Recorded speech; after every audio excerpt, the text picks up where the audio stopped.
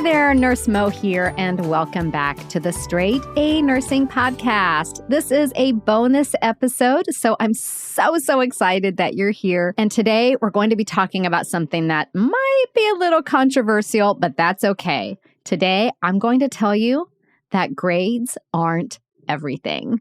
Now, before we do that, I want to take a quick minute to do our listener shout out. I love doing these because I love recognizing all of you who take the time to write and let me know how my podcast or my online programs or my planners have helped you. So this shout out goes to Amanda, who wrote in to say this. Thank you, Nurse Mo, for your boot camp. I was nervous about med-surg. I did the boot camp this summer, and not only did I pass, I got an A. Thank you so much for what you do. So Amanda, I know it's been a little bit since you left this review. By now, I'm sure you have rocked all of nursing school, and I'm so proud of you. So Amanda is talking about my Crucial Concepts Bootcamp. If you're listening to this episode in real time when it airs, that bootcamp is on sale right now. So there will be a link in the episode note so that you can check it out and maybe be as successful as Amanda. Okay, so let's dive into the topic for today, which is grades aren't everything. So yes, you're probably thinking, isn't the name of this podcast Straight A Nursing? Yes, it is. But guess what? You don't have to get straight A's to be an awesome student or an awesome nurse. So what does straight A nursing mean? Where did that name come from? So in general, nursing school attracts very high achieving students, and many programs are highly competitive. The one I went to certainly was. So to even get into nursing school, I needed to have a 4.0 to have any chance of getting into the program. In a lot of cases, that might not be as necessary. A 3.75, something in that higher range is going to be necessary to get into many nursing school programs. So in order to reach that high GPA, I had to aim really high. And that's what straight A nursing about. It's about the aim. It's not about the actual grade. So let me put it to you this way. Let's say that if you were practicing archery, okay, you're going to go to the Olympics and be an archery champion, you wouldn't aim for the outer edges of that target, right? You would aim for the bullseye. You would aim for that bullseye every single time. And sometimes you would hit the center. And sometimes you're not going to hit the center, but guess what? You're probably still going to at least hit the target. Now, if you had aimed for the outer edges of the target, sometimes you'll hit the outer edges of the target and sometimes you'll miss. And sometimes missing means you're not even going to hit the target. And we can't afford that in nursing school. So if hitting the bullseye is an A and hitting anywhere on the target is passing, that's what you need to do. And that's why we aim for the best scores possible. If you're studying for a C, then you're putting in C-level effort. And there's nothing wrong with earning a C on an exam or on an assignment. Absolutely not. But if you aim for the outer edges, there is a chance that you'll miss the target completely. And we can't have that. That means failing out of nursing school. As you know, or maybe not, but you will soon, the grading scale is very rough. And in many cases, anything below about a 73, sometimes 75, sometimes 77 is failing. So you have to aim high. You have to aim for the bullseye every single time. So if you study as though you're going for that target, as if you're going for that bullseye, and that would be going for that A grade, yeah, sometimes you're going to miss the bullseye, but you'll still be hitting the target. And then you have an even greater chance for success. So studying for the A is putting in the straight A nursing effort, that straight A effort. Now, again, studying for an A does not mean you're always going to get that A grade. And that's okay, 100% fine. Sometimes you'll get a B, and once in a while, yeah, you may get a C. But here's the kicker. You'll know that you put forth your best effort. You'll know that you understand that material to the absolute best of your ability. And what does that mean? That means mega confidence booster right there and making you feel more competent at the bedside. So studying for the A doesn't mean you're always going to get the A. And sometimes you have to just accept whatever grade you get on that exam or on that assignment, even if it's not what you aimed for, because guess what? Grades are not the only way to measure your performance. If you've been listening to my podcast for a while, you know there are 3 things that I really love. 1, my cat Oliver, obviously. 2, a really good glass of Sauvignon Blanc. And 3, hearing how much Bootcamp has helped my students. I get so many emails, social media messages, and testimonials that it's sometimes hard to choose a favorite, but here are a few I'm especially loving right now. So Caitlin says, Crucial Concepts Bootcamp was one of my best decisions. It calmed my nerves, dusted off old memories and things I needed to know, and provided valuable tools that have helped me stay on track and sane during my first semester. That one's pretty good, right? Well, how about this one? Sabina really loved the module on dosage calculations. So she says, the professors are continually impressed with my dimensional analysis method that I learned with you. Those questions on the test now are freebies for me, and I always get them right. Seriously, worth every penny. Then there's this one by Courtney who says, OMG, OMG, I just got 100% on my first exam in nursing school. I'll be leaving my 5-star review for the bootcamp now. And then this one from Ashley. Ashley says, I absolutely loved how confident I felt after using the bootcamp. I felt like I had a jump start on the content from my first semester. With how stressful the program is, the confidence was so valuable. I would purchase this program over and over again. 1,000% worth it. See what I mean? How in the world am I supposed to choose a favorite? I'm just going to say I love them all. And I want you to know that Bootcamp is on sale right now. So I will put the link to Crucial Concepts Bootcamp in the episode notes. All the information you need is right there. So if you're looking for a reliable way to get prepared for nursing school, then join me in my nursing school prep course, Crucial Concepts Bootcamp. I really hope to see you there. So when we look at our performance, it's not just the grades that tell us how well we're doing. I like to celebrate non-grade victories just as much, if not more. So what are some examples of some non-grade victories or NGVs? So one of the biggest, I think, are the victories that you can feel in clinical, because that's where the rubber meets the road, right? That's what it's all about.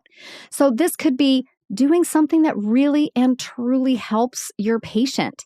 Maybe you spent some time with them and helped them finally get into a position that eased their pain. That's a huge non-grade victory, and you should walk out of clinical feeling pretty sassy if you're able to help the patient in a way that's truly meaningful. Maybe catching a change in condition before it spirals into something that's unmanageable. That would be a huge clinical win. Another clinical win is just feeling confident, feeling like you're in your element, feeling like you found your place in the world.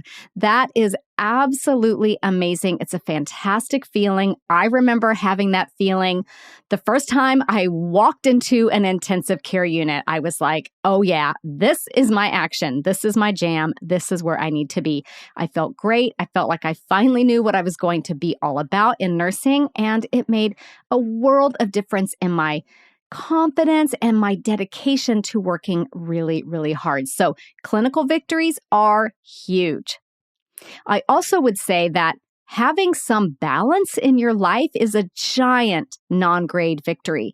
Being able to spend a little bit of time with your loved ones, being able to continue a hobby that you enjoy, or read a book for pleasure, or do your self-care, do your exercise, do your meal prep, do all of those things that give you balance in your life. That is an absolutely huge non-grade victory, because if you let it, nursing school can kind of spiral, right? It can get really busy and you can get caught up in this hamster wheel of always feeling like there's always something to do, because guess what? There's always going to be something to do.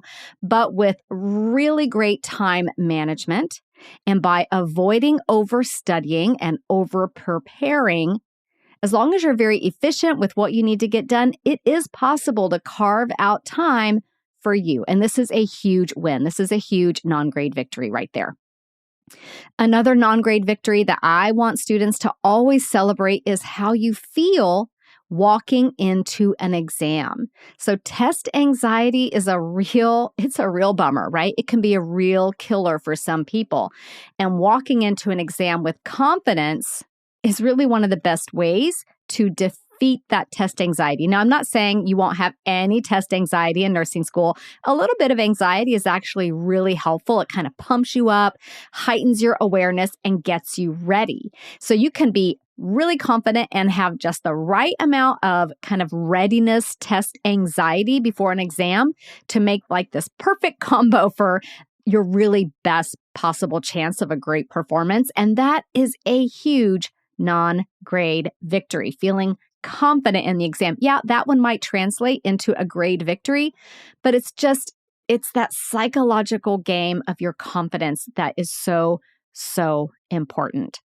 Another non-grade victory that I encourage students to celebrate is being able to mentor other students, especially if teaching is something that is just so much a part of your heart. I hear from so many students, especially those who go through my boot camp, who start school kind of way ahead of everybody else, right? They're way ahead of the game. That's why I made boot camp, right? To get you ahead from the start so you could stay ahead and thrive in school. So these students share with me how rewarding it was to be able to coach and mentor other students through things that give students a lot of trouble in that first semester, in those first, crucial few weeks or couple months, things like care plans, dosage calculations, all of that. This is a huge confidence booster. And of course, as nurses, we love helping other people. So it's kind of a win-win. This is a great non-grade victory to celebrate. So you see what I mean? There are so many ways to feel successful in nursing school that have zero zip nada to do with your GPA. Now, let's talk about that a little bit.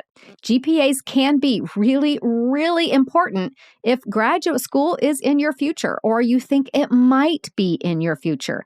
Now, I did a little digging and I looked around, and there are programs out there that have not as stringent GPA requirements, some of these online programs. So it is what it is. But even with those, you have to have more than a 2.0, which is more than straight C's, right? One that I looked at was a 2.3. So you still have to do a little better than getting a C in every single class. Yes, those C's will get you your degree, but will they get you an advanced degree? Probably not. You got to mix in some B's and some A's in there.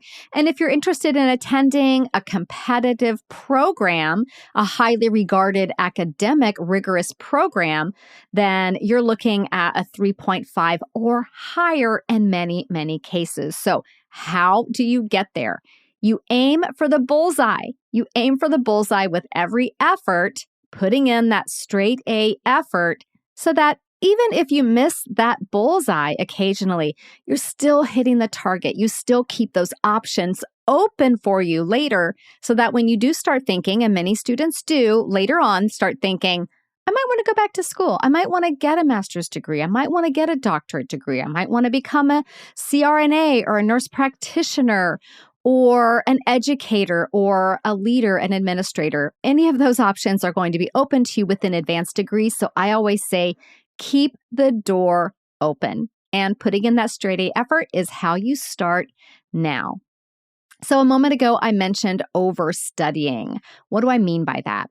So many times students who are aiming for that bullseye, right? Aiming for that center tend to go a bit overboard and get really stressed out and really burned out in the process. So it's really important that you understand what level of effort is straight A effort so you don't push past that in this nonstop manner. I guarantee you it's a recipe for utter and complete exhaustion. And ask me how I know, because I've been there, you guys, 100%. But now I know better, right? When we know better, we do better. And that's why I share what I've learned with you. So overstudying is pretty common amongst nursing students, especially in that very beginning when you're not sure exactly what information is most important. So you study everything and you just keep studying nonstop right up until the time of the exam. Now, that's actually not the best way to do it, because you're probably overstudying. So here's one way to determine if you're overstudying. If you find yourself reviewing material, studying, and your brain is disengaged, and not disengaged because you're tired, but disengaged because you're not regularly going, oh, aha, or wow, I didn't know that. I call those the aha moments. If you're not having regular aha moments as you're studying and reviewing, then guess what? Chances are you're going over material you already know. And that's a huge, huge waste of time, right? That time could be better spent doing so many other things. And some of them do involve, yes, reading a trashy novel while floating in your pool. So this is why I teach a step-by-step method for studying inside my Crucial Concepts Bootcamp that prevents you from overstudying and helps you focus on those things that you actually do need to study. So it's super laser focused. It's going for that bullseye. And when you stop overstudying, you're going to save time for other things in your life. Again, I'm a big fan of just unplugging once in a while, but maybe for you, that's other assignments that you need to do for school, or seeing a friend, or doing some exercise, or just zoning out in front of the TV. That's 100% fine as well. So the same can be said for completing assignments. A lot of students think that straight A effort means you got to go all in. Going all in on every single assignment. You know, you're not just writing a paper, but you're writing the best paper anyone has ever read. Have you ever done that?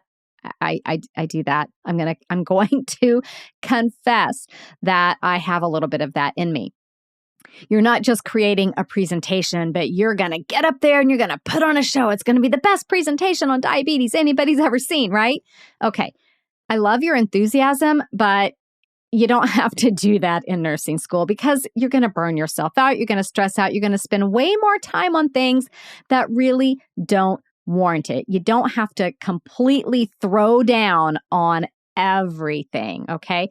And so the advice that I give students is, before you even start working on a project, pull out the rubric. You would be surprised at how many students never look at the rubric and don't know what a rubric is. So a rubric is basically a scoring tool that your instructor will use to determine if you have met the criteria for that assignment at, an A level, a B level, or a C level, or what have you.